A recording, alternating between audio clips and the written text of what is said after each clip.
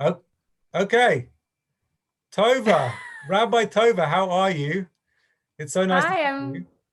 it's so nice to see you, Rabbi Oliver, We've Spike actually just been Joseph. chatting away for the last half an hour, but it's so lovely to welcome you to this forum. Tova, you're somebody who I know from Los Angeles. We studied together at the Ziegler School of Rabbinic Studies. You're a rabbi, you're a wonderful human, you're a mother, you're a very, very kind friend to me when I lived in Los Angeles. And in particular, you were like quite well situated there because you're originally from LA, I think that's right, and you have family Yep. in LA. So you were able to extend all sorts of kindnesses to me when I lived in the wonderful sunshine city of Los Angeles. Tell us a couple of things about you, and then we're going to get cracking in some Parsha study.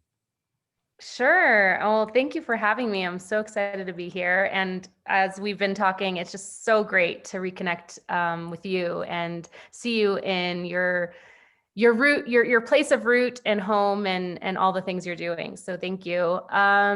Yeah, about me, I'm native Angelino. I have 2 kids and I work as a rabbi and a spiritual counselor. And I would say the biggest piece of me that I like to share is that I'm a work in progress and I'm figuring things out alongside all the people that I get to work with. So it's a pleasure to do this work with you today.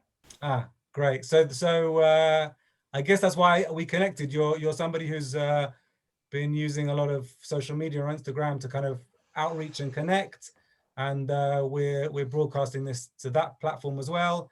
And yeah, one of the things that I'm loving at the moment and also feeling from you is this sense of outreach and this sense of like bringing people in, and also enabling the possibility that we might explain our Judaism to the widest possible audience without judgment and with a warm embrace.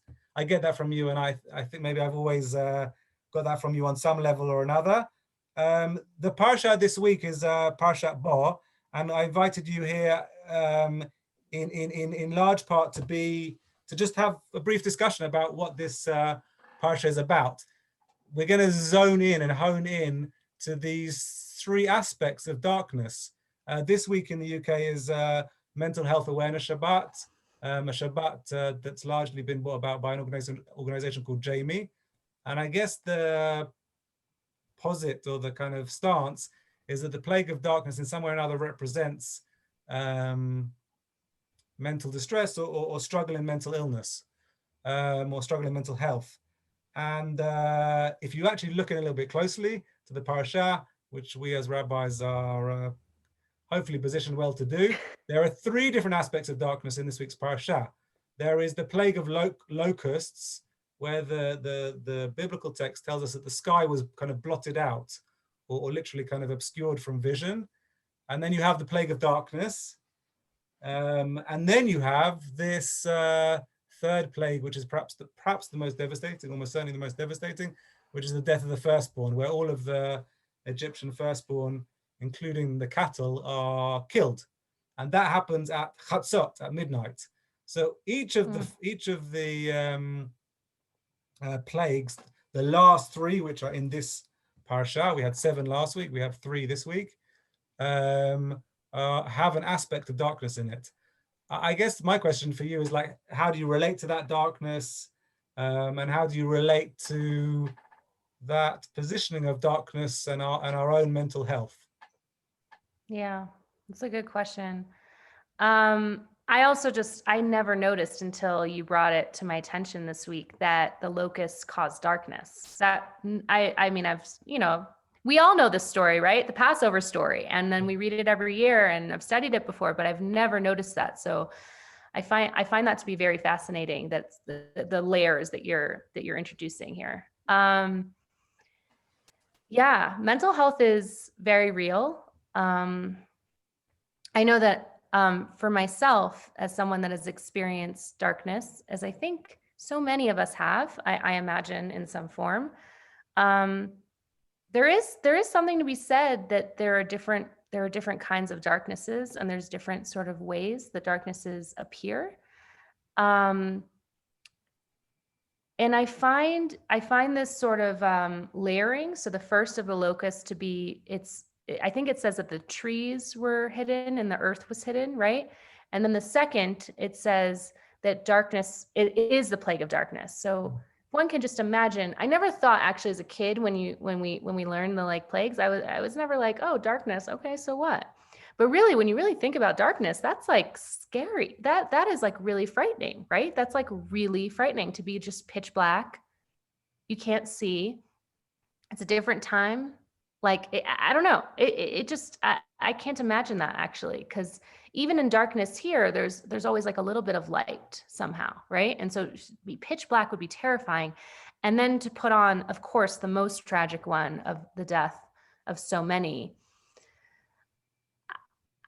I don't have this formulated, but I would say from my personal experience, there is something to this. And I would say the waves that I've experienced and so many people that I've worked with and have talked to through the pandemic, there is a sense of layers that happen in our mental health in darkness. And I think that this Parsha is really, and your framing is really hitting on that. And so I don't know what the lesson is. I'm trying to come out because I like to come out with like some sort of like lesson on that. I guess as you described that, and one of the things that we spoke about in our Parsha class, you're welcome to join 7:30 p.m. in the UK on a Wednesday. Get that plug in. One of the things we spoke about is this relating to the midrash of Adam and Eve created on the first day. And they say of Adam that it started to get dark in the evening, and like a child's kind of vulnerability or naivety, he didn't know what was going on. So what the Midrash tells us that he then went and lit Shabbat candles, and that was kind of some kind of soothing to that terror of the darkness coming. I guess one of the things that I relate to here, and especially we're in pre-modern times where there was less access for the vast majority of the population to fuels to light the way, not able to switch on electric lights like we do today. One of the aspects of this plague of darkness is just that fear of when will the light return. And we relate to that also in Hanukkah, when we light the light at the darkest time of the year a few months ago during the winter solstice. And I connect that with times in my life of feeling very down and feeling very despondent, of just not knowing when that darkness is going to lift. So I'm a little bit opposed the connection between this Mental Health Shabbat and the Parshat Bo, but there is something there clearly in terms of the connection between Parsha and mental health. No, I love that. I think I'm thinking about that, and I'm thinking specifically in America here, and I think in the UK as well. I know we shouldn't be too political, but we're pleased for you that the times have changed, as in the last 24 hours. Well, it's been dark, right? It's been really dark. I mean, for sure, there's some lessons and glimmers of light and hope that have happened throughout this time, for sure. And I could speak to that personally, and we could see that in the collective narrative. But like, it's been dark, lives lost, mental health, really, people are struggling, financial loss. It's just, there's loss upon loss. It's just never ending. And so I think that point of like, when is the darkness going to lift? Like that's a real point that I think all of us are experiencing right now. And I would say yesterday was the inauguration of a new president and vice president in the United States. And well, I can't say that the darkness is lifted and everything is like perfect. It's not, but there certainly was this like ray of light that like hit me like in my like heart, and I felt it. And I guess I wish in our Parsha there was that like that peace, that we experience that, because in this Parsha, we don't see that for the Egyptians. If anything, we continue to see darkness and then death. So I guess it would be, we have just a couple of minutes left, and I guess it would be like remiss also not to observe in the context of that darkness, that the next plague is death of the firstborn. And in some way or other, there's a correlation, or there's a graduation. And and one aspect of mental health in our society, which we are struggling with, and in both the States and in the UK and many other places, one of the aspects of the struggle right now is people taking their own lives. And so there's that aspect of death, not just in COVID and not just in the plague, which is the pandemic that we're currently facing as a globe, but also people whose struggle is so great that ultimately ends in the loss of life, the end of life. And that seems to be stark here. And I want to say that there'll be some resources in the chat when I post this video. If anybody's really struggling, that they should be in contact with professionals who will be able to help them. And I'm sure there are great resources where you are too, Tova. But that's ultimately what we guard against when we raise awareness in mental health, and when we say as community leaders that we want to talk about this stuff because we want to protect more people, and more young people in particular, from some of the real suffering that's going on right now. Yes. I guess those are my kind of final thoughts. I'd love to hear yours. And then also just to finish up by telling us how we keep in touch with you and how we might follow your journey and your work in progress, as you described so beautifully at the beginning. Yeah, thank you. I want to not push back. I want to like lift what you said up, and then also add, I think something that we can do better, and granted, we're not mental health professionals here. We are rabbis and spiritual counselors. Like, we're not those things, but something we could do better is actually to talk about it more. But also, I think there's something about, it's sort of in vogue to say mental health awareness, to be, supportive, and that's beautiful. But when people are really in their darkness, and I can say this for myself, like, we do things that are actually not, like, that are self-destructive and are actually not the things that the world really wants to see. And we all have a tendency, including myself, to be like, oh, okay, they want to be left alone. They're being mean, they're shutting me out.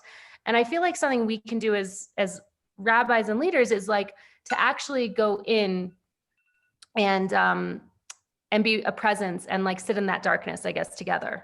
And that's really hard work. I'm not saying that's simple, but I think we can do a better job of that. A better job of honesty. I think so. And also like walking the walk, maybe. I know I could do a better job of it. So I'm sure others can too. And you can find me on Instagram, Rabbi Tova. I'm also on Twitter and other social media outlets. And yeah, this was so fun. So fun to talk to you and see you. So beautiful to have you with us. And you also kind of lay down the gauntlet, some of the challenges, not just to say awareness, but also to share some of our own darkness and our own walk of how we get there and also do the work that we do. So lovely to share this time and this space, and we'll do this again sometime. Yay. Thank you. Thank you. Shabbat Shalom.